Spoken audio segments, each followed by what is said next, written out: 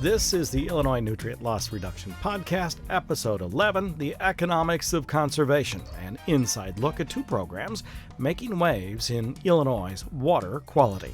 I'm University of Illinois Extension's Todd Gleason. Steve Stierwalt is a Champaign County, Illinois farmer and currently serves as the chairman of the Association of Illinois Soil and Water Conservation Districts. He's also been instrumental in the development of a program called STAR. I asked him just exactly what that is and how it has to deal with water quality. STAR stands for Saving Tomorrow's Agricultural Resources. And I could give you an hour definition of STAR, but I'll give you the elevator speech on that. And STAR really is an evaluation, verification, and recognition program that is based on farmers' practices. So we farmers, the only way we can really make a contribution, shall we say, to conservation is the practices that we use. And so STAR was developed to give us a way to evaluate our practices that we use as it compares to other farmers and as it compares to the resource concern that we're trying to evaluate against. It originated here in Champaign County with the Soil and Water Conservation District. However, it's spread to several more counties. Is that right? That's correct. We just started a year ago, and we're basically wanting to keep it relatively small so that we could kind of get the bugs worked out of it. But we, instead of it just being Champaign County, we're evidently getting at least one field form from 15 counties in our first year because people were interested. They wanted to know. They wanted to. Some people just want to kind of evaluate their own process. How are we doing compared to everybody else? So right now we've got 15 licensees, districts, soil and water districts, and some farm bureaus who have licensed you. The STAR field form is free, but we have a license agreement that these other organizations sign. We had advice early on to keep the integrity of the program. Somebody needs to keep a hold of it so it doesn't become, everybody gets 5 stars. And so we have 15 licensees right now. We've got a half dozen more that are in the process. So there must be a future for this. How might STAR be utilized in that future by the industry? Well, our long-term goal is for us to really make a difference in conservation, we've got to get to the middle adopter farmers. And that group of farmers is they're not against conservation, but they need a reason to try conservation practices. And so we're hoping through the STAR program that we can actually help industry with their needs also. They have the Walmarts of the world have set sustainability goals. And we've talked to some of the people who sell to Walmart a year ago and asked them a simple question. Do you get requests for sustainably raised bulk commodities? And they say we get that request all the time. We don't know how to do it. So STAR may not be the way to do it, but it is a way that industry can help out, can be involved in the whole supply chain and help encourage farmers to do things more sustainably. On that note, let's bring Laura Gentry into our conversation. She's the Director of Water Quality Research at the Illinois Corn Growers Association. Laura, STAR is a rating system, but there has to be some kind of science behind that to get to the ratings. And I take it that PCM, or Precision Conservation Management, is that structure. Can you describe it to me? Sure. So Precision Conservation Management is the Illinois Corn Growers Association, the Illinois Corn Marketing Board's response to the Illinois Nutrient Loss Reduction Strategy that came out in 2015. And that strategy told us what it's going to take to meet U.S. EPA's requirements for a 45% reduction in total nitrogen and total phosphorus losses by 2035. And in Illinois, we address this by setting an interim goal, and that interim goal is a 25% reduction in phosphorus and a 15% reduction in nitrate nitrogen losses by 2025. The way that the science assessment set this up and the research that they did demonstrated that we can't meet that final goal without essentially applying a new conservation practice on every acre of farmland in Illinois, because Illinois is such a large contributor of the nitrogen and phosphorus that makes its way to the Gulf of Mexico, which is what the nutrient loss reduction strategy was all about. So PCM is our response to that. It is our first effort and our best effort to help farmers to make good decisions about water quality and other nutrient loss and resource issues. So the program itself is a way to help farmers to reinvest our checkoff dollars, farmers' dollars, in a way to maintain our freedom to operate and to address our part of the water quality problem. So where in Illinois is PCM, I don't know whether practice is the right word, but where is it in place? So the PCM program, it serves 16 counties in Illinois, and we are focused on the central area of Illinois, which is the area that has the largest amount of nutrient loss problems, according to the nutrient loss reduction strategy.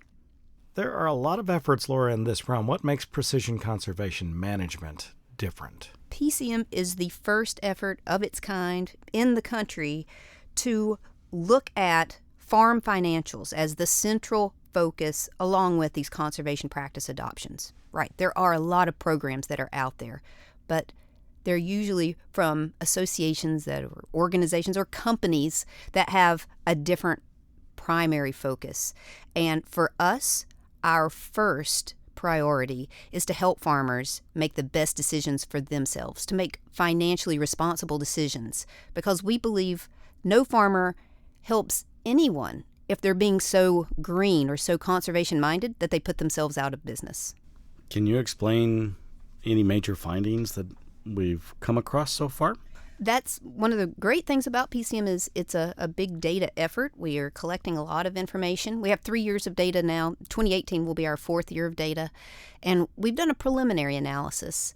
And it's helped us to look at the practices that do serve farmers in a financially responsible way. When we have conservation programs that either don't affect yield or that reduce other inputs so that farmers aren't losing money. And some of our preliminary findings are with tillage. We found that, say, for corn production, strip till is a very good financially based decision. It's helping farmers. It doesn't reduce yields, and it helps them to incorporate some of their passes so that in a profitability way, in a profitability sense, they're incorporating passes without having to pay extra money. So that's been a good financially based practice. One tillage pass is also a good financially based practice. The more tillage passes beyond 1, 2, 3, 4 tillage passes for corn production are losing money. We find something very similar in terms of our nitrogen management. We really focus on nitrogen management, tillage, and cover crops in PCM. And with nitrogen management, we find that when farmers apply more than 40% of their nitrogen in the fall, number one, they're putting on more nitrogen than farmers who apply it more in season. They aren't making higher yields, and those two come together to equal they're less profitable. So we can demonstrate that. You can demonstrate it, but can other farmers find that so they can benchmark themselves or see how this works against their own operations? That's a great part of PCM, is that it makes these meaningful comparisons for farmers within the program. A farmer can compare his own practices. He can compare his conservation analysis and his financial assessment with farmers doing other practices. It's all anonymized, but a farmer using one tillage pass ahead of his corn can compare the way his assessment with farmers who are doing strip tillage or no-till for corn. We can tease it down all the way into what region they're in even. So we can really start to look at differences. What soil productivity ratings, if a farmer wants to look at it in that way, we can give them some really meaningful comparisons. For farmers outside of the program, yes, the answer is yes. In the long term, within the next year, we will have summaries of PCM farmer data that will help those farmers also to make decisions about their own practices. One of the farmers that's been making those kinds of decisions joins us now as well. He's Roger Sy from Newman, Illinois, and serves as the vice chair of the Illinois Corn Marketing Board. Can you tell me a little bit, Roger, about your operation? Okay, I've been farming now since the early 1970s, and recently I've started to slow down a little bit because of my age, but through the years, I've had ground in Douglas and Edgar counties and Vermilion County. Along that time, we've always tried to be conservation-minded, and my Vermilion County farms especially had an area where the glacier came through. So we had to deal with a lot of terraces, waterways, and such. So we've always worried a lot about nutrient loss reduction and worked to keep what we've got in the fields. So through the years, that's been an important part of our operation, an important part of what we're doing with Illinois corn. I want to delve into your time with Illinois Corn just a bit. As the vice chairman of the Illinois Corn Marketing Board in particular, why is it that you as farmers decided to start a program like PCM, or Precision Conservation Management? PCM is just another step along the way for us. Through the years, we've always been very active. We've known this has a lot to do with the bottom line for our constituents, and our mission is to help with the economic well-being of the Illinois corn farmer. So through the years, we've had other programs that we worked with, such as T for 2000, which, we came pretty close to reaching those numbers we set for ourselves and gave us pretty good momentum. So we also came up with the Council for Best Management Practices, and, that was a conglomeration of seed and fertilizer, chemical industry, seed or commodity organizations, and that was our main goal, was to start to work on cleaning up the water supplies, keeping the nitrogen and phosphorus in the fields where we put them, and that alone helps with the bottom line on most farms if you're able to utilize what you put there rather than lose what your inputs are. Then we came up with another program, the right product in the right place at the right time with the right amounts. So this is just another step along the way, because as we've progressed, there's more and more data out there, and it's more and more reliable data. And this is just another way that we see of moving on up the ladder and making it better for our farmers. Hey, Steve, one final question for you. Any advice for farmers who are hesitant to adopt conservation practices due to costs? Costs. Now is a very difficult time for farmers. Costs are razor thin. And so anytime we as farmers try a new practice, it introduces risk to us. And so we're hesitant to try new practices sometime. What I've been happy to find on my own farm is that as I have introduced these conservation practices, they have actually reduced my costs and have been a good investment. If you'd like to learn more about PCM, or Precision Conservation Management, you can do that online at precisionconservation.org. The Precision Conservation Management Program is a joint effort of the Illinois Corn Growers Association, the College of Agricultural, Consumer, and Environmental Sciences at the University of Illinois, and the Illinois FBFM, or Farm Business Farm Management Association. I'm University of Illinois Extension's Todd Gleason. You've been listening to the Illinois Nutrient Loss Reduction Podcast.